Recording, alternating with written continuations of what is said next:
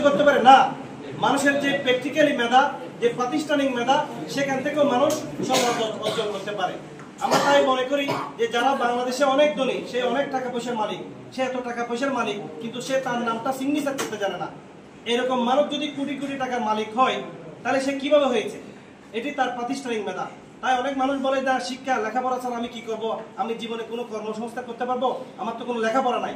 আমি মনে করি লেখাপড়ার চেয়ে সবচেয়ে গুরুত্বপূর্ণ বিষয় হচ্ছে আপনার প্র্যাকটিক্যালি জ্ঞান, আপনার অভিজ্ঞতা, আপনার নিজস্ব একটা স্বচ্ছতা। এই বিষয়গুলো আপনাকে সামনের দিকে এগিয়ে নিয়ে যাবে। তাই আমরা এই ক্ষেত্রে সফলতা অর্জনের ক্ষেত্রে, আমাদের অর্থনৈতিক মুক্তি অর্জনের ক্ষেত্রে আমাদের সবচাইতে কর্মদক্ষতা, ট্রেনিং এর কোনো বিকল্প নেই। আমরা ট্রেনিং গুলো কি হতে পারে, এই যে একটি শব্দ এখান থেকে শিখছেন, সেই শব্দগুলো নিয়ে আপনি ওখানে কাজ করতে পারবেন। দেশের বাইরে গিয়ে আপনি বিপদে পড়বেন না, দেশেও বিপদে পড়বেন না। আপনারা জানেন আমরা এখন সমাজ ব্যবস্থা থেকে পিছিয়ে পড়েছি, আমাদের কোনো সমাজ ব্যবস্থা এখন নেই বললেই চলে। এক সময় একটি পারিবারিক অনুষ্ঠান হলে, একটি বিয়ে হলে পানশালা নামক একটা বিষয় হতো। এখন সেই পানশালা গুলো হয়, এখন এগুলো হচ্ছে না, খুবই কম, খুবই কম। 20% 30% হবে হয়তো। আপনাদের এদিকে কিরকম জানি না, এগুলো আস্তে আস্তে কমে যাচ্ছে। আপনি বলেন, আপনি এলাকায় একটা ছোট ভাই ধূমপান করতেছে, আপনি তাকে বাধা দিতে পারবেন? এখন পারবেন না, এক সময় দিতে পারতেন।